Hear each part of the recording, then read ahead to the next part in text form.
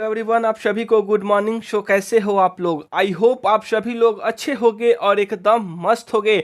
तो my dear student, आज की सेशन काफ़ी ज़्यादा इंपॉर्टेंट होने वाली है, क्योंकि आज की सेशन में हम लोग सामान्य ज्ञान के, जी हाँ, यानी जीके के मोस्ट इंपॉर्टेंट क्वेश्चन को करने जा रहे हैं, जो आपके बिहार पैरामेडिकल 2023 के एग्जाम ऑफ पॉइंट व्यू से काफ़ी ज़्यादा इंपॉर्टेंट होने वाली है। तो यहाँ पे बच्चों, ये जो सीरीज लाई गई है वो हुंकार सीरीज से चल रही है। तो हुंकार सीरीज का जो भी प्रीवियस वीडियो है बच्चों, मीन सामान्य ज्ञान का जो भी प्रीवियस वीडियो है, अगर जो भी कैंडिडेट, जो भी विद्यार्थी नहीं देखे हैं तो इस वीडियो के डिस्क्रिप्शन में लिंक प्रोवाइड कर दी गई है, वहां से जाकर आप लोग देख सकते हो। अदरवाइज मैं टेलीग्राम पे भी यहाँ पे लिंक डाल दूंगा, आप लोग वहां से भी जाकर देख सकते हैं, ठीक है ना। सो आप लोगों को कोई भी यहाँ पे परेशानियां होने वाली नहीं है। तो आप लोग आज की जो ये सेशन होने वाली है उसको भी कंटिन्यू रखेंगे, और साथ ही साथ बच्चों ये जो सेशन होने वाली है ना, उसमें काफी ज्यादा बेनिफिशियल क्वेश्चनों को यहाँ पे लाया गया है, काफी इंपॉर्टेंट क्वेश्चन को लाया गया है, जो कि आपके एग्जाम के लिए काफी ज्यादा इंपॉर्टेंट होगी। सो चलिए दोस्तों, आज की हम लोग सेशन को करते हैं स्टार्ट। तो सेशन को स्टार्ट करने से पहले आप सभी से एक छोटी सी रिक्वेस्ट है, यदि आप लोग इस चैनल पे नए हो, पहली बार हो, तो चैनल को सब्सक्राइब कर लीजिए एंड बेल आइकन को हिट कीजिए। चलिए बढ़ेंगे हम लोग क्वेश्चनों की, और पहला क्वेश्चन आप सभी के स्क्रीन पे बताएंगे बिल्कुल फास्ट। यहाँ पे इसकी करेक्ट आंसर क्या होगी? भारत में चिपको आंदोलन संबंधित है। जी हाँ बच्चों, आप सभी ने चिपको आंदोलन के बारे में पढ़ा होगा, ठीक है। तो बताएंगे बिल्कुल फास्ट। यहाँ पे हुंकार सीरीज बच्चों स्टार्ट कर दी गई है। आप लोगों को यहाँ पे डेली जो भी क्लासेस दी जा रही हैं उसको आप लोगों को मिस नहीं करनी है। 30+ ही क्वेश्चन आप लोगों को डेली क्लासेस जो भी यहाँ पे चलेंगी उसमें आपको देखने को मिलेगा, ठीक है ना। सो आप लोग बताएंगे बिल्कुल फास्ट। भारत में चिपको आंदोलन संबंधित है उद्योग से, कृषि से, वन से या सिनेमा से? जी हाँ, बिल्कुल फास्ट करेंगे आंसर। यहाँ पे काफी इंपॉर्टेंट सवाल। तो वेल डन बच्चों, अगर आप सभी के द्वारा जवाब आ रही है option number C, it is correct answer. बच्चों, भारत में जो चिपको आंदोलन है वह वन मीन्स पर्यावरण से संबंधित है, ठीक है। अगर बात, जी हाँ दोस्तों, 1970 के दशक में, जी हाँ, यहाँ पे आप लोग इस चीज को लिख लीजिएगा, ये सबसे पहले 1970 के दशक में सुंदरलाल बहुगुणा जी के द्वारा यह चिपको आंदोलन को लाया गया था, ठीक है ना। सुंदरलाल बहुगुणा, क्योंकि इनका नाम यहाँ पे पूछ दिया जा सकता है कि चिपको आंदोलन सबसे पहले कब आया था और ये कहाँ पे आया था, उस स्टेट का नाम भी बताएंगे। तो आप लोग लिख लीजिएगा बच्चों, पहले उन व्यक्ति का नाम लिख लीजिए, ये किनके द्वारा लाया गया था। सुंदरलाल बहुगुणा जी के द्वारा यह लाया गया था। यह सबसे पहले तत्कालीन उत्तर प्रदेश के कुमाऊं हिमालय क्षेत्र में शुरू किया गया था, ठीक है ना। कहाँ पे किया गया था, किस स्टेट में किया गया था? तो उत्तर प्रदेश। आप लोग यहाँ पे इस राज्य का नाम बच्चों लिख लीजिएगा, ठीक है ना। यहाँ पे जो भी क्वेश्चन आप सभी को बोली जा रही है बच्चों, आप लोग सुनकर लिख लीजिएगा, क्योंकि नंबर ऑफ क्वेश्चन बच्चों काफ़ी है, इतना डिटेल्स में बताया जाएगा तो बहुत लॉन्ग वीडियो हो जाएगी बच्चों, ठीक है ना। इसीलिए जो भी इंपॉर्टेंट चीज़ होगी उसके बारे में मैं डिस्कस कर दूंगा, आप लोगों को यहाँ पे ज़्यादा परेशान होने की आवश्यकता नहीं है, ठीक है ना। और बच्चों यहाँ पे देखिए, जो भी ये 1970 के दशक में लाया गया था, तो ये किससे संबंधित था चिपको आंदोलन? आप लोग बताएंगे बिल्कुल फास्ट यहाँ पे। तो ये बच्चों वनों की रक्षा के लिए ये आंदोलन को यहाँ पे शुरू किया गया था, ठीक है ना, चिपको आंदोलन। तो आप सभी ने पढ़ा होगा, तो इसके बारे में जरूर आप सभी को पता होगा। चलिए इसी के साथ हम लोग बढ़ेंगे अगले प्रश्नों की, और अगला प्रश्न भी आप सभी के स्क्रीन पे, और ये काफी इंपॉर्टेंट क्वेश्चन। और बताएंगे आप लोग, सर्वप्रथम खुले विश्वविद्यालय की स्थापना कहाँ हुई थी? जी हाँ बच्चों, यानी सबसे पहले खुले विश्वविद्यालय की स्थापना किस राज्य में हुई थी? दिल्ली में, केरल में, महाराष्ट्र में या आंध्र प्रदेश में? जी हाँ, बिल्कुल फास्ट करेंगे आंसर। यहाँ पे काफी इंपॉर्टेंट ये क्वेश्चन, और आप सभी को यहाँ पे बतानी है, फटाफट यहाँ पे बताएंगे। तो वेल डन बच्चों, अगर आप सभी प्यारे विद्यार्थियों का जवाब आ रही है option number D, it is correct answer. सर्वप्रथम खुले विश्वविद्यालय का स्थापना आंध्र प्रदेश में हुआ था। जी हाँ, तो यहाँ पे काफी इंपॉर्टेंट ये सवाल रहेगी बच्चों, तो आप लोग इसको यहाँ पे नोट कर लीजिएगा। चलिए इसी के साथ हम लोग बढ़ेंगे अगले प्रश्नों की, और अगला प्रश्न भी आप सभी के स्क्रीन पे, और यहाँ पे देखिए किससे संबंधित है। जी हाँ, यानी आप लोगों ने बताएंगे कि ऑपरेशन फ्लड सेकेंड किससे संबंधित है। जी हाँ, ऑपरेशन जो फ्लड सेकेंड किससे संबंधित है? बिल्कुल फास्ट करेंगे आंसर यहाँ पे, आप सभी बिल्कुल फास्ट करेंगे आंसर यहाँ पे। काफी इंपॉर्टेंट ये सवाल। ऑप्शन ए है हरित क्रांति क्रांति से, ऑप्शन बी नीली क्रांति से, ऑप्शन सी दुग्ध उत्पादन से, या ऑप्शन सी वन कटाव को रोकने से। बिल्कुल फास्ट बताएं आप लोग यहाँ पे। और बच्चों यहाँ पे क्लासेस पीडीएफ, जी हाँ, क्लासेस पीडीएफ के लिए हमारे टेलीग्राम चैनल से जरूर जुड़ जाएंगे, तो वहाँ पे आपको क्लास का पीडीएफ भी प्रोवाइड हो जाएगा। अदरवाइज यहाँ पे आप लोगों को 4 से 5 दिन बच्चों वेट करना होगा, क्योंकि अपडेट दी गई है टेलीग्राम पे कि 4 से 5 दिन में बच्चों पीडीएफ प्रोवाइड कर दी जाएगी। तो आप लोगों को यहाँ पे जो भी क्लास करवाई जा रही है, जी हाँ, जो भी क्लास यहाँ पे प्रोवाइड करा जा रही है, आप वहाँ से नोट बनाने का प्रयत्न करें, क्योंकि बच्चों यहाँ पे जो भी अगर आप लोग अपने से नोट बनाओगे तो उस पर ज़्यादा फोकस होगा, और आप लोगों को यहाँ पे माइंड में क्वेश्चन भी सेट होंगे, साथ साथ उसकी आंसर भी सेट होगी। इसीलिए जितना हो सके आप लोग कोशिश करो खुद से नोट्स बनाने का, ठीक है ना, किसी के भरोसे आप लोग ना रुको बच्चों। अगर आप लोगों को इस बार एग्जाम निकाल लेनी है तो ठीक है ना, 2023 में बच्चों ताबा तोड़ यहाँ पे करके आना है आप लोगों को, तो आप लोग बताएंगे बिल्कुल फास्ट यहाँ पे। ऑपरेशन फ्लड सेकेंड किससे संबंधित है, बिल्कुल फास्ट यहाँ पे बताएंगे आप लोग। तो वेल डन बच्चों। अगर आप सभी लोग ऑपरेशन फ्लड सेकेंड दूध एवं दुग्ध उत्पादनों के उत्पाद से संवर्धन की संचालन अभियान का नाम है, जी हाँ बच्चों, तो यहाँ पे क्या हो जाएगा correct answer, option number C is the correct answer. जी हाँ, ये स्क्रीन पे, और ये काफ़ी इंपॉर्टेंट क्वेश्चन। और आप लोग बताएंगे यहाँ पे मुखौटा नृत्य का संबंध निम्नलिखित में से किस नृत्य शैली से है। जी हाँ, मुखौटा नृत्य का संबंध किस नृत्य शैली से है, वो कौन सी नृत्य है, ठीक है। तो आप लोग बताएंगे, आप लोगों ने बच्चों देखा होगा, ऑप्शन ए है Kathakali, option B Manipuri, option C Naga, option D Kathak. जी हाँ, बिल्कुल फास्ट यहाँ पे करेंगे आंसर। यहाँ पे मुखौटा नृत्य किस नृत्य शैली से संबंधित है, काफ़ी इंपॉर्टेंट ये सवाल, और आप लोग बताएंगे बिल्कुल फास्ट यहाँ पे। तो अगर बच्चों आप सभी का जवाब आ रही है option number A, it is correct answer. मुखौटा नृत्य बच्चों यह कथकली नृत्य शैली है, ठीक है। चलिए इसी के साथ हम लोग बढ़ेंगे अगले प्रश्नों की और अगला प्रश्न भी आप सभी के स्क्रीन पे, और बिल्कुल फास्ट करेंगे आंसर। यहाँ पे शेरशाह सूरी का मकबरा कहाँ स्थित है। जी हाँ, शेरशाह सूरी, इनके बारे में आप लोगों ने पढ़ा होगा, तो आप लोग बिल्कुल फास्ट यहाँ पे बताएंगे शेरशाह सूरी का मकबरा कहाँ पे स्थित है। ऑप्शन ए है Agra, option B Jaunpur, option C Kalinjar, option C Sasaram. जी हाँ, बिल्कुल फास्ट करेंगे आंसर यहाँ पे। तो वेल डन बच्चों, अगर आप सभी का जवाब आ रही है option number D, it is correct answer, यानी शेरशाह सूरी का मकबरा सासाराम में स्थित है। तो ये काफी इंपॉर्टेंट सवाल रहेगी आपके लिए, और ये VVI भी आप लोग बोल लीजिए, क्योंकि बच्चों ये प्रीवियस ईयर में ये क्वेश्चन पूछ दिया गया है, ठीक है ना। चलिए इसी के साथ यहाँ पे अगर आपसे पूछ दिया जाएगा कि आगरा में किनका मकबरा है, जी हाँ, बिल्कुल फास्ट यहाँ पे करेंगे। आगरा की बात हुई है तो आप लोग बताएंगे यहाँ पे आगरा में किनका मकबरा है, बिल्कुल फास्ट करेंगे आंसर। तो जी हाँ दोस्तों, यहाँ पे अगर आप सभी का जवाब आ रही है आगरा में, यानी आगरा के उत्तर प्रदेश में बच्चों ताजमहल। जी हाँ, आप लोग लिख लीजिएगा, ये यहाँ पे ताजमहल कहाँ पे स्थित है, तो आगरा में स्थित है, ठीक है ना। तो आप सब अगर जवाब दे रहे थे Taj Mahal, it is correct answer यहाँ पे, क्योंकि ये दुनिया का अजूबा है बच्चों ताजमहल। अगर आप सभी ने गया होगा तो बहुत ही यहाँ पे अच्छा है, क्योंकि ये सच में अजूबा है, ठीक है ना। ये दृश्य देखने में काफ़ी ज़्यादा सुंदर और काफ़ी ज़्यादा आलोचनात्मक यहाँ पे दृश्य देखने को बच्चों मिलता है। तो और बच्चों यहाँ पे अगर ताजमहल की यहाँ पे मैं खासियत की बात करूँ तो ये बच्चों किनके द्वारा बनवाया गया था। जी हाँ, यहाँ पे ये भी पूछ दिया जा सकता है, तो आप सभी के पे क्या जवाब रहेगी, ताजमहल किनके द्वारा बनाया गया था। तो आप लोग याद रखेंगे बच्चों, इसे 1632 ईस्वी में, जी हाँ 1632 ईस्वी में मुगल सम्राट शाहजहां के द्वारा इसका निर्माण करवाया गया था, ठीक है ना, इस मुकाबले का, ठीक है ना। तो आप लोग यहाँ पे लिख लीजिएगा किनके द्वारा, तो सम्राट शाहजहां। बच्चों आप लोग सुनकर लिखने का प्रयत्न करेंगे, क्योंकि यहाँ पे अगर लिखा जाएगा तो काफ़ी टाइम लग जाएगा बच्चों। तो आप लोगों को जो भी यहाँ पे क्वेश्चन कही जा रही है आप लोग उसको सुनकर अच्छे से लिख लीजिएगा।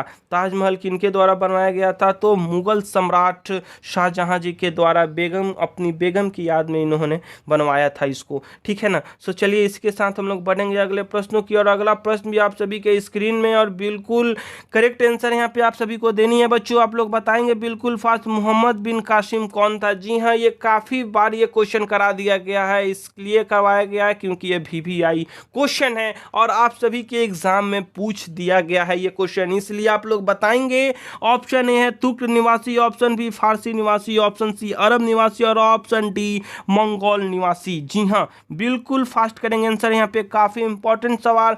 तो मोहम्मद बिन कासिम, जी हाँ बच्चों, मोहम्मद बिन कासिम यहाँ पे option C is the correct answer, यानी वह अरब निवासी था। ठीक है ना, तो आप लोग इस चीज को याद रखेंगे, मोहम्मद बिन कासिम कौन सा निवासी था? तो ये अरब निवासी था।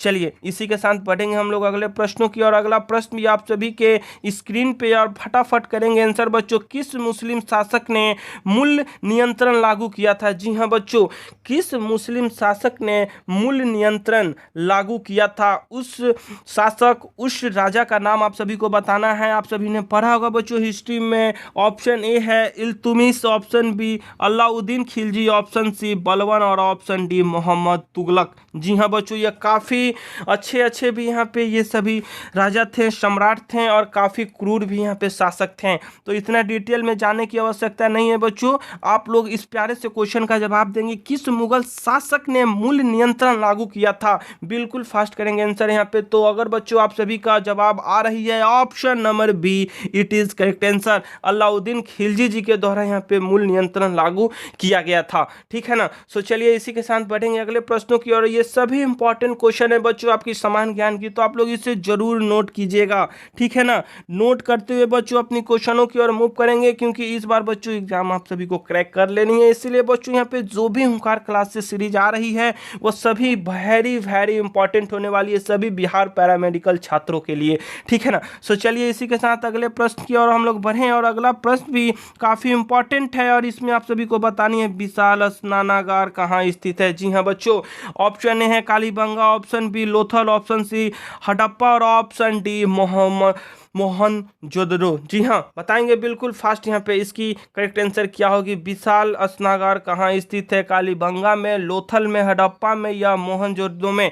जी हाँ, फटाफट करेंगे आंसर यहाँ पे। तो वेल डन बच्चों, अगर आप सभी का जवाब आ रही है option number D, it is correct answer, Mohenjodaro में बच्चों विशाल स्नानागार स्थित है। ठीक है ना, चलिए इसी के साथ बढ़ेंगे अगले प्रश्नों की। और अगला प्रश्न भी आप सभी प्यारे विद्यार्थियों के स्क्रीन पे, भारत में मूर्ति पूजा निम्नलिखित काल में शुरू हुआ था? जी हाँ बच्चों, जो भी बच्चे आप लोग तो पूजा करते होंगे, तो पूजा करते हो तो मूर्ति जो होती है वो कौन सी काल में इसकी शुरुआत हुई थी भारत में? बताएंगे वो भारत में मूर्ति पूजा का शुरुआत किस काल में किया गया था? तो बच्चों यहाँ पे काल का नाम दे दिया गया है, आप लोग पढ़ो इसको। क्या है? पूर्व मौर्य काल, ऑप्शन बी है उत्तर वैदिक काल, ऑप्शन सी मौर्य काल और ऑप्शन डी कुषाण काल। जी हाँ, फटाफट करेंगे आंसर यहाँ पे। तो वेल डन बच्चों, अगर आप सभी का जवाब आ रही है option number D, it is correct answer. Bharat में मूर्ति पूजा का जो शुरुआत हुई थी वो काल बच्चों कुषाण काल था। ठीक है ना, तो आप लोग याद रखेंगे कौन सा काल था, तो वो कुषाण काल था।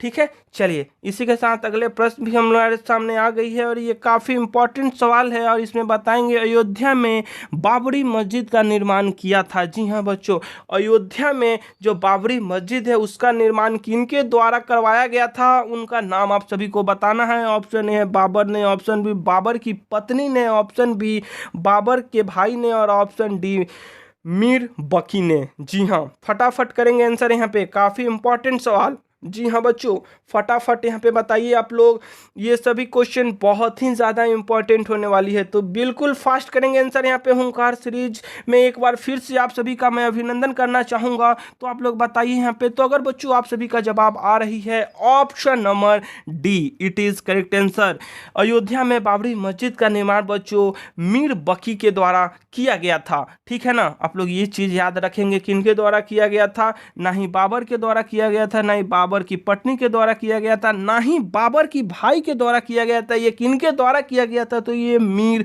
बकी ने किया था। ठीक है ना, सो चलिए इसी के साथ हम लोग अगले प्रश्नों की ओर बढ़ेंगे। और अगला प्रश्न भी आप सभी के स्क्रीन पे, राष्ट्रपति शासन अधिक से अधिक कितने समय तक किसी राज्य में लगाया सकता है। जी हाँ बच्चों, यहाँ पे राष्ट्रपति शासन की बात की जा रही है। तो यहाँ पे पूछा जा रहा है आपसे, आपके प्यारे से क्वेश्चन का यही कहना है कि राष्ट्रपति शासन अधिक से अधिक कितने समय तक किसी राज्यों में लगाया जा सकता है, ठीक है ना, यानी राष्ट्रपति जी के द्वारा। तो आप लोग बताएंगे बिल्कुल फास्ट। यहाँ पे क्या किया, ऑप्शंस दिया गया। ऑप्शन ए है 3 वर्ष, ऑप्शन बी 6 माह, ऑप्शन सी 1 वर्ष और ऑप्शन डी 2 वर्ष। जी हाँ बच्चों, बिल्कुल फास्ट यहाँ पे करेंगे आंसर। यहाँ पे राष्ट्रपति शासन अधिक से अधिक कितने समय तक किसी राज्य में लगाया जा सकता है, ठीक है ना, और लगाया रह सकता है राष्ट्रपति जी के द्वारा। तो अगर बच्चों आप सभी का जवाब आ रही है option number A, it is correct answer. राष्ट्रपति जी के द्वारा अधिक से अधिक किसी राज्य में जो भी यहाँ पे शासन है वह बच्चों 3 वर्ष तक लगाया जा सकता है। तो यहाँ पे बहुत ही इंपॉर्टेंट क्वेश्चन, आप लोग वीवीआई के रूप में इसको नोट कर लीजिएगा, ठीक है ना। अगर आपसे पूछ दिया जाएगा बच्चों वर्तमान समय में भारत के राष्ट्रपति कौन हैं, जी हाँ बिल्कुल फास्ट करेंगे यहाँ पे आंसर। तो क्योंकि यहाँ पे आप लोग हाल ही में एक प्रेसिडेंट भारत की बनी हुई हैं जो कि महिला हैं, उनका नाम आप सभी को इस वीडियो के कमेंट सेक्शन में बच्चों बतानी है। मैं देखूंगा कितने बच्चे यहाँ पे करेक्ट आंसर इसकी देते हैं कि वर्तमान समय में भारत के राष्ट्रपति कौन हैं, ठीक है। चलिए इसी के साथ हम लोग अगले प्रश्नों की ओर भी बढ़ेंगे और अगला प्रश्न भी आप सभी प्यारे बच्चों के स्क्रीन पे, और ये प्रश्न है बच्चों, किस सदन में सभापति उस सदन का सदस्य नहीं होता है। जी हाँ बच्चों, यानी in which house the chairman is not the member of the house. बताएंगे लोकसभा, राज्यसभा, असेंबली या यहाँ पे विधान परिषद। जी हाँ बिल्कुल फास्ट यहाँ पे करेंगे आंसर। यहाँ पे क्या होगी इसकी correct answer, option A Lok Sabha, option B Rajya Sabha, option C Vidhan Sabha और ऑप्शन डी विधान परिषद। जी हाँ वेल डन बच्चों, अगर आप सभी की जवाब आ रही है option number B, it is correct answer. किस सदन में सभापति का सदन का सदस्य नहीं होता है, तो वो बच्चों यहाँ पे राज्यसभा होता है। जी हाँ, अगर आपसे पूछ दिया जाएगा कि राज्यसभा में, जी हाँ राज्यसभा में कुल सदस्यों की संख्या कितनी होती है, बताएंगे बिल्कुल फास्ट आप लोग। जी हाँ दोस्तों, राज्यसभा में जो अधिकतम यहाँ पे सदस्यों की जो संख्या होती है वो तो 250 होती है, लेकिन वर्तमान समय में अगर आपसे पूछ दिया जाएगा वर्तमान समय में यहाँ पे राज्यसभा में कुल सदस्यों की संख्या कितनी होती है, तो आप लोग याद रखेंगे बच्चों वर्तमान समय में राज्यसभा में यहाँ पे सदस्यों की जो संख्या है वो बच्चों यहाँ पे 245 है, ठीक है ना। तो आप लोगों को ये याद रखनी है, काफी इंपॉर्टेंट है यहाँ पे बच्चों। इसको यहाँ पे इरेज करते हैं। तो यहाँ पे राज्यसभा के बारे में मैंने आपको बता दिया, अब आप लोगों को बतानी है यहाँ पे लोकसभा के बारे में, ठीक है ना। तो लोकसभा में कुल सदस्यों की संख्या कितनी होती है, काफी बार बताया जा चुका है बच्चों, तो आप लोग यहाँ पे संकोच ना करेंगे और इसकी जो संख्या होती है वो कितनी होती है, ठीक है ना। तो आप लोग बताएंगे, काफ़ी बार ये प्रश्न बता दिया गया है तो आप लोगों के माइंड में ये सेट भी हो चुका होगा, ठीक है ना। तो आप लोग बताएंगे बिल्कुल फास्ट इस वीडियो के कमेंट सेक्शन में। इसी के साथ बढ़ेंगे अगले प्रश्नों की और अगला प्रश्न भी आप सभी प्यारे विद्यार्थियों के स्क्रीन पे, और इसमें पूछी जा रही है कौन सी नदी अरब सागर में गिरती है। जी हाँ, यहाँ पे कौन सी नदी है जो कि अरब सागर में गिरती है, गोदावरी, कृष्णा, ताप्ती और तीस्ता। जी हाँ बिल्कुल फास्ट करेंगे आंसर। तो वेल डन बच्चों, अगर आप सभी लोग ऑप्शन नंबर सी को सेलेक्ट कर रहे हो देन आंसर आपका सही है, ताप्ती नदी अरब सागर में गिरती है, ठीक है। चलिए इसी के साथ अगले प्रश्नों की ओर बढ़ेंगे और यहाँ पे बच्चों पूछी जा रही है हल्दिया। जी हाँ बच्चों, हल्दिया बंदरगाह से आयातित किए जाने वाली वस्तुएं। जी हाँ बच्चों, यानी हल्दिया बंदरगाह जो है वहाँ से जो भी यहाँ पे आयात होती है वस्तुओं का जो लेन देन होता है, जो लाया जाता है, एक्सपोर्ट और इंपोर्ट जो हो रही है, वो किस चीज़ यानी कौन सी सामग्री का वहाँ पे उपयोग किया जा रहा है, जो भी वस्तुएं आयातित किए जा रही है उसका यहाँ पे नाम आप सभी को बतानी है, ठीक है ना। तो आप लोग बताएंगे बिल्कुल फास्ट। यहाँ पे ऑप्शन ए है कच्चा तेल और पेट्रोलियम, ऑप्शन बी मत्स्य, ऑप्शन सी इंजीनियरिंग सामग्री या ऑप्शन डी लो अयस्क। जी हाँ बिल्कुल फास्ट यहाँ पे करेंगे बच्चों। यहाँ पे आंसर हल्दिया बंदरगाह से आयातित किए जाने वाली वस्तुएं का नाम आप सभी को यहाँ पे बतानी है। तो अगर माय डियर स्टूडेंट आप सभी का जवाब आ रही है option number A, it is correct answer. Haldia बंदरगाह से बच्चों कच्चा तेल और पेट्रोलियम आयातित किए जाती है, ठीक है ना। तो आप लोग यहाँ पे याद रखेंगे। चलिए इसी के साथ बढ़ेंगे अगले प्रश्नों की और अगला प्रश्न भी आप सभी के स्क्रीन में, भारत का लो अयस्क क्षेत्र है? जी हाँ बच्चों, VVI प्रश्न आप लोग इसको लिख लीजिए। भारत में लो अयस्क क्षेत्र कौन सा है यहाँ पे बताएंगे बिल्कुल फास्ट आप लोग। तो ऑप्शन ए है बच्चों Jharia, option B Korba, option C Kudremukh और ऑप्शन डी तलसर। जी हाँ बिल्कुल फास्ट यहाँ पे करेंगे आंसर यहाँ पे। जी हाँ फटाफट बताएंगे तो वेल डन बच्चों। अगर आप सभी लोग बता रहे हो option number C it is correct answer. Bharat का लो अयस्क क्षेत्र कौन सा है? तो यहाँ पे कद्रमुख है। ठीक है, चलिए इसी के साथ हम लोग बढ़ेंगे अगले प्रश्नों की ओर। अगला प्रश्न भी आप सभी के स्क्रीन पे, और इसमें आप सबको बताएंगे हर्ष ने अपनी राजधानी थानेश्वर से कहाँ पर बनाई? जी हाँ बच्चों, हर्ष ने अपनी राजधानी थानेश्वर से कहाँ पर बनाई? ऑप्शन ए है कन्नौज में, ऑप्शन बी मथुरा में, ऑप्शन सी नालंदा में और ऑप्शन डी प्रयाग में। जी हाँ बच्चों बिल्कुल फास्ट यहाँ पे बताएंगे आंसर। ये वेरी इंपॉर्टेंट क्वेश्चन है। ठीक है, तो फटाफट आप लोग बताएंगे इसका आंसर। तो हर्ष ने अपनी राजधानी थानेश्वर को कहाँ पे बनाई थी बच्चों? तो ये यहाँ पे इसकी राइट आंसर हो जाएगी ऑप्शन नंबर ए। तो अगर बच्चों आप सब के द्वारा ऑप्शन नंबर ए सेलेक्ट किया गया था, लॉक किया गया था, तो यहाँ पे option A is the right answer हो जाएगा। ठीक है, कन्नौज। चलिए इसी के साथ बढ़ेंगे हम लोग अगले प्रश्नों की ओर। अगला प्रश्न भी आप सभी के स्क्रीन पे, वास्को डी गामा का भारत आगमन कब हुआ था? जी हाँ बच्चों, ये क्वेश्चन काफ़ी बार पूछ दिया गया है PM PMM दोनों में।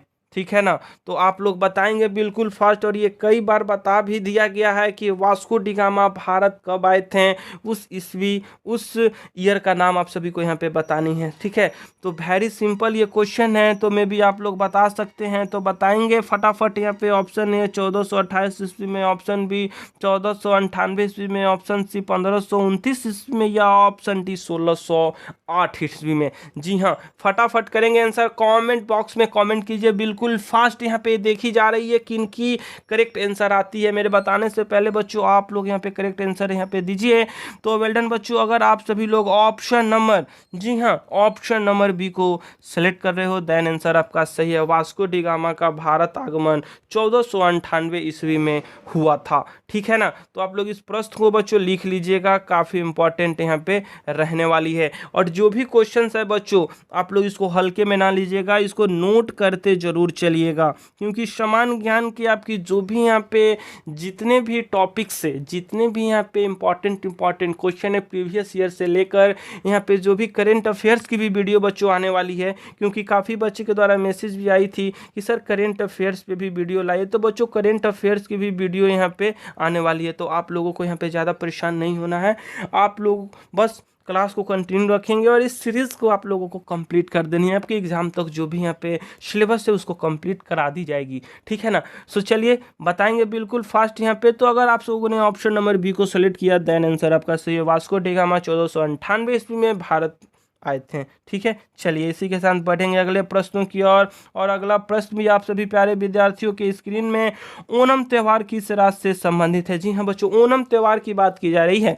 ऑप्शन ए है Andhra Pradesh, option B Orissa, option C Kerala, option D Karnataka. तो वेल डन बच्चों। अगर आप सभी लोग ओणम त्यौहार की अगर यहाँ पे करेक्ट आंसर दे रहे हो, यानी किस राज्य में यह संबंधित है, किस राज्य में सेलिब्रेट की जाती है, तो अगर आप लोगों के द्वारा ऑप्शन नंबर सी आ रहा है जवाब, देन आपका सही है। Option C is the correct answer. चलिए इसी के साथ बढ़ेंगे अगले प्रश्नों की ओर। अगला प्रश्न भी आप सभी प्यारे विद्यार्थियों के स्क्रीन पे, छात्र सेनाओं को सेना का नर्सरी किसने कहा? VVI आप लोग लिख लीजिए, पहले तो ये लिखिए आप लोग, क्वेश्चन को पढ़ने के बाद VVI लिखिए, इसमें स्टार मार्क बच्चों दे दीजिए।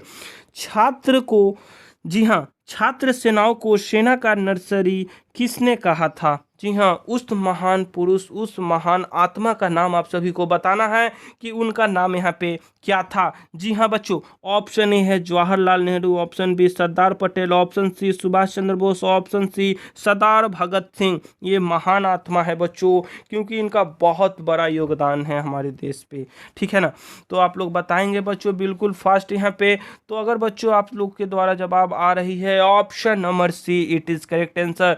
छात्र सेनाओं को सेना का नर्सरी याद रखेंगे बच्चों, ये पॉइंट नर्सरी किनके द्वारा कहा गया था? तो ये बच्चों सुभाष चंद्र बोस जी के द्वारा कहा गया था। ठीक है, चलिए इसी के साथ बढ़ेंगे अगले प्रश्न की और अगला प्रश्न भी आप सभी के स्क्रीन पे, और यहाँ पे बतानी है संयुक्त राष्ट्र सुरक्षा परिषद में कुल कितने सदस्य होते हैं। संयुक्त राज्य, how many in the United Nation security counselling, what are the member countries. जी हाँ, बिल्कुल फास्ट यहाँ पे बताएंगे आप लोग। ऑप्शन ए है 10, option B 15, option C 5, option D 35। जी हाँ, तो वेल डन बच्चों, अगर आप सभी लोग ऑप्शन नंबर बी को सेलेक्ट किए, दैट आंसर आपका सही है। संयुक्त राष्ट्र सुरक्षा परिषद में कुल सदस्यों की जो संख्या होती है वह कितनी होती है, तो 15 होती है। ठीक है, चलिए बढ़ेंगे अगले प्रश्नों की और अगला प्रश्न भी आप सभी के स्क्रीन पे, और इसका जवाब देंगे बिल्कुल फास्ट। ब्रिटेन की सामग्री की, जी हाँ दोस्तों, ब्रिटेन की सामग्री ने भारत की सामग्री की उपाधि जिस वर्ष में धारण किया था, जी हाँ बच्चों, उस वर्ष का नाम आपको बतानी है। तो ये वेरी इंपॉर्टेंट ये सवाल है बच्चों, और इसमें आपको बस ये बता देनी है कि जो भी यहाँ पे ब्रिटेन की सामग्री ने भारत की सामग्री की उपाधि जिस वर्ष धारण किया था, उस ईयर का नाम आप सभी को यहाँ पे बतानी है। ठीक है, तो जी हाँ दोस्तों, ऑप्शंस की ओर अगर हम लोग मूव करेंगे तो ऑप्शन ए है आपका 1877 ईस्वी में, ऑप्शन बी 1876 ईस्वी में, ऑप्शन सी 1875 ईस्वी में, और ऑप्शन डी 1878 ईस्वी में। बिल्कुल फास्ट यहाँ पे करेंगे आंसर, काफ़ी इंपॉर्टेंट ये सवाल है। तो वेल डन बच्चों, अगर आप सभी लोग ऑप्शन नंबर ए को सेलेक्ट कर रहे हो, देन आंसर आपका सही है। जी हाँ दोस्तों, 1 जनवरी, यहाँ पे आप लोग इस डेट और इस मंथ को भी आप लोग लिख लीजिएगा। 1 जनवरी 1877 ईस्वी में बच्चों ब्रिटिश वायसराय लॉर्ड लिंटन के द्वारा दिल्ली दरबार का आयोजन एक ब्रिटिश महारानी विक्टोरिया को कैंसर ए हिंद की उपाधि से विभूषित कर उन्हें भारत की सामग्री घोषित किया था। जी हाँ बच्चों, तो आप लोग इस चीज को यहाँ पे लिख लीजिएगा, और आपके क्वेश्चन में दे दिया जाएगा कि कैंसर ए हिंद। जी हाँ, आप लोग इस चीज को यहाँ पे लिख लीजिए, कैंसर ए हिंद। काफ़ी इंपॉर्टेंट ये सवाल बच्चों रहेगा। कैंसर ए हिंद की उपाधि किनको यहाँ पे मिली थी और किनके द्वारा मिली थी, तो कैंसर ए हिंद की उपाधि बल्कि कैंसर ए हिंद की उपाधि ब्रिटिश महारानी विक्टोरिया को यहाँ पे दी गई थी। जी हाँ, ब्रिटिश महारानी कौन सी यहाँ पे, तो विक्टोरिया। ठीक है, मैं यहाँ पे शॉर्ट फॉर्म लिख दे रहा हूँ बच्चों, आप लोग इसको लिख लीजिएगा। ब्रिटिश महारानी कौन थी, विक्टोरिया, और किनके द्वारा ये दिया गया था उनका भी आप लोग नाम यहाँ पे लिख लीजिए। तो ये बच्चों यहाँ पे ब्रिटिश वायसराय लॉर्ड लिंटन जी के द्वारा यह दिया गया था, लॉर्ड लिंटन। जी हाँ, तो यहाँ पे क्वेश्चन के रूप में आप लोग इसको लिख लीजिएगा, काफ़ी इंपॉर्टेंट ये सवाल रहेगी। ठीक है, क्योंकि कैंसर ए हिंद की उपाधि किनको यहाँ पे प्राप्त हुई थी, तो विक्टोरिया यानी ब्रिटिश महारानी विक्टोरिया को प्राप्त हुई थी। ठीक है, तो तभी बच्चों ये यहाँ पे भारत की सामग्री के रूप में इनको घोषित किया गया था। ठीक है ना। सो चलिए इसी के साथ हम लोग बढ़ेंगे अगले प्रश्नों की, और अगला प्रश्न भी आप सभी के स्क्रीन पे, और ये काफ़ी इंपॉर्टेंट सवाल आप लोग बताएंगे। यहाँ पे सतखंडा नाम की इमारत भारत के किस नगर में स्थित है। जी हाँ बच्चों, Satkhanda. Option A Lucknow, option B Mumbai, option C Hyderabad, option D Delhi. जी हाँ, बिल्कुल फास्ट यहाँ पे करेंगे आंसर। तो वेल डन बच्चों, यहाँ पे सतखंडा जो इमारत है वो भारत के किस राज्य में स्थित है, तो यह भारत के लखनऊ राज्य में स्थित है। तो आप लोग यहाँ पे लिख लीजिएगा कौन सा वो स्टेट है, तो लखनऊ है। ठीक है, और अगर यहाँ पे आपसे पूछ दिया जाएगा कि सतखंडा इमारत का निर्माण किनके द्वारा करवाया गया था और कितने ईस्वी में करवाया गया था, तो इन राजा का नाम भी आप लोग लिख लीजिएगा बच्चों कि तत्कालीन नवाब, जी हाँ बच्चों, तत्कालीन नवाब मोहम्मद अली शाह द्वारा 1842 ईस्वी में इसका निर्माण करवाया गया था।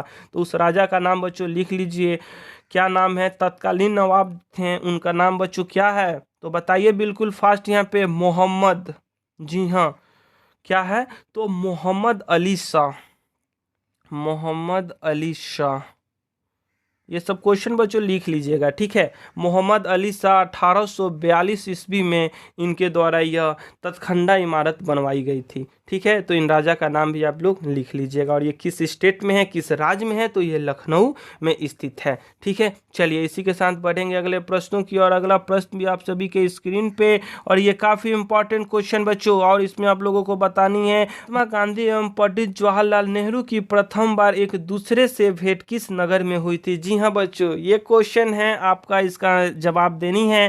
काफ़ी अच्छी यहाँ पे ये क्वेश्चन है बच्चों। महात्मा गांधी जी और पंडित जवाहरलाल नेहरू की, एक तो यहाँ पे बच्चों राष्ट्रपिता थे, और एक यहाँ पे पंडित जवाहरलाल नेहरू हमारे भारत के यहाँ पे प्रधानमंत्री थे, प्राइम मिनिस्टर थे। तो इन दोनों का मुलाकात यहाँ पे सबसे पहले किस नगर में हुई थी, यहाँ पे यही बतानी है। ऑप्शन ए है Lucknow, option B Mumbai, option C Lahore, option D Delhi. जी हाँ, बिल्कुल फास्ट यहाँ पे करेंगे आंसर। तो वेल डन बच्चों, अगर आप सभी लोग ऑप्शन नंबर ए को सेलेक्ट कर रहे हो देन आंसर आपका सही है। ये भी बच्चों लखनऊ में ही यहाँ पे मिले थे, एक दूसरे के आमने सामने आए थे सर्वप्रथम। ठीक है ना, चलिए इसी के साथ बढ़ेंगे अगले प्रश्नों की। और अगला प्रश्न भी आप सभी के स्क्रीन पे, महामना की संज्ञा किसे दी गई थी। जी हाँ, बताएंगे बिल्कुल फास्ट यहाँ पे, महामना की संज्ञा किसे दी गई थी। Option A Dayanand Saraswati, option B Swami Vivekananda, option C Mahatma Gandhi, और ऑप्शन डी मदन मोहन मालवीय। जी हाँ,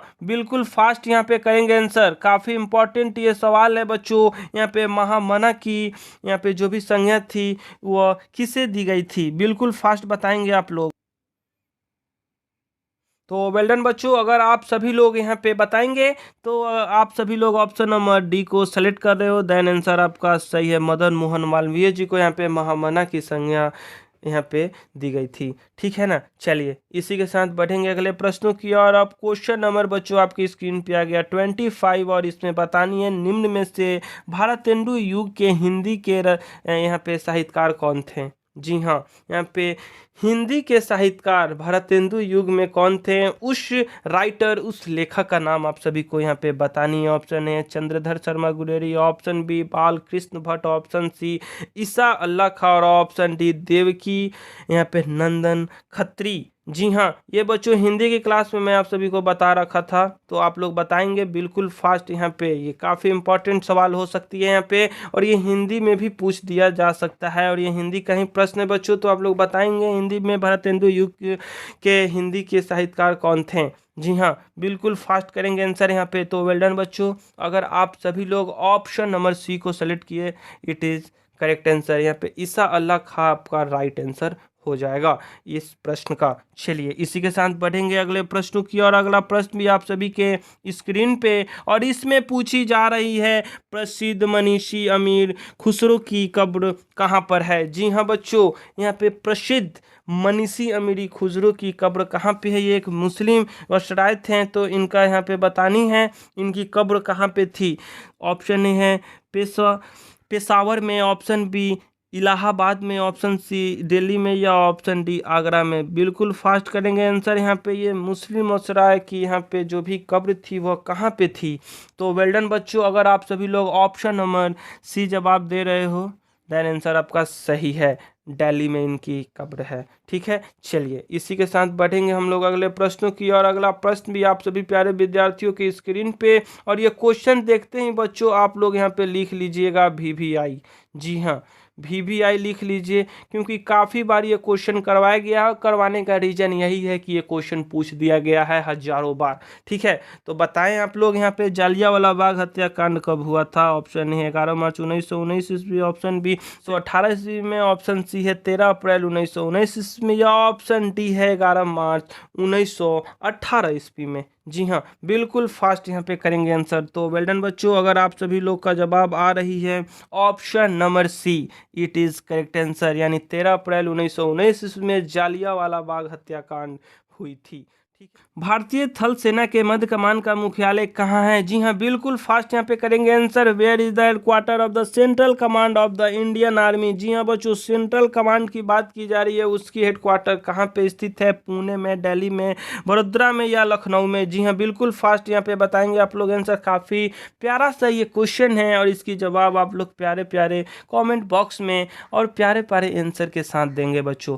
जी हाँ, चलिए तो बताएंगे बिल्कुल फास्ट यहाँ पे headquarter headquarter of the central command. तो वेल डन बच्चों, अगर आप सभी लोग लखनऊ आंसर कर रहे हो देन आंसर आपका सही है। Option D is the correct answer. ठीक है, यानी भारतीय थल सेना का मध्य कमान का मुख्यालय आपका लखनऊ में स्थित है। चलिए इसी के साथ बढ़ेंगे हम लोग नेक्स्ट क्वेश्चन की और नेक्स्ट क्वेश्चन भी आप सभी के स्क्रीन पे, परमाणु रिएक्टर में ईंधन के रूप में किसका प्रयोग होता है? जी हाँ बच्चों, what is the use of the fuel in the nuclear reactor? Option A है thorium, option B radium, option C uranium और ऑप्शन डी पेट्रोलियम। जी हाँ, बिल्कुल फास्ट यहाँ पे बताएंगे आप लोग। तो वेल डन बच्चों, अगर आप लोग यहाँ पे आंसर कर रहे हो option number C, it is correct answer. परमाणु रिएक्टर में ईंधन के रूप में यूरेनियम धातु का यहाँ पे यूज किया जाता है, प्रयोग किया जाता है। ठीक है, चलिए इसी के साथ बढ़ेंगे अगले क्वेश्चनों की और अगला प्रश्न भी आप सभी के स्क्रीन पे, और इसमें आप लोग बताएंगे ब्रिटिश भारत में पहला डाक टिकट कहाँ जारी किया गया था? जी हाँ पर जो ब्रिटिश भारत में पहला डाक टिकट कहाँ पे जारी किया गया था? ऑप्शन ए है कराची में, ऑप्शन बी लाहौर में, ऑप्शन सी मुंबई में या ऑप्शन डी कलकत्ता में। जी हाँ बच्चों, डाक टिकट पहले बार ब्रिटिश भारत में कहाँ पे जारी किया गया था? तो आप लोग का जवाब होनी चाहिए यहाँ पे करेक्ट। तो कहाँ पे करेक्ट जवाब होगी बच्चों? तो आप लोगों को बच्चों यहाँ पे इस वीडियो के कमेंट सेक्शन में यहाँ पे आप लोगों को जवाब देनी है। यहाँ पे कितने बच्चे की जवाब आती है यहाँ पे करेक्ट आंसर, इससे यही पता चलेगा कि आप लोगों की कितनी अच्छी से तैयारी यहाँ पे हो रही है। तो चलिए दोस्तों, आज की क्लास हम लोग यहीं पे एंड करते हैं। आई होप आज की क्लास आप सभी को काफ़ी ज़्यादा इंपॉर्टेंट और काफ़ी ज़्यादा अच्छी लगी होगी। तो अगर आप लोगों को अच्छी लगी तो इस वीडियो के कमेंट सेक्शन में अपना फीडबैक जरूर दीजिएगा, और ऐसे ही क्वेश्चनों को मैं लाता रहूँगा, प्यारे प्यारे क्वेश्चनों को, और आपकी जो भी यहाँ पे सिलेबस है उसको आपके एग्जाम के पहले तक कंप्लीट करा दी जाएगी बच्चों। ठीक है ना, और जो भी यहाँ पे अब क्वेश्चन और आपका ऑफ होगा, यानी और क्वेश्चनों की संख्या यहाँ पे बढ़ेगी बच्चों, तो आप लोगों को यहाँ पे ज़्यादा परेशान नहीं होनी है। अभी 30 क्वेश्चन से मैं करवा रहा हूँ, फिर इससे इंक्रीज ही होगा, डिक्रीज नहीं होगा बच्चों। ठीक है ना, सो चलिए अब हम लोग यहीं पे आज की क्लास एंड करते हैं। जब तक के लिए आप सभी लोग स्वस्थ रहिए, मस्त रहिए, और ऐसे ही क्लास को एंजॉय करते हुए बच्चों आप लोग पढ़ते रहिए। तो ओके एवरीवन, आप सभी को बाय बाय।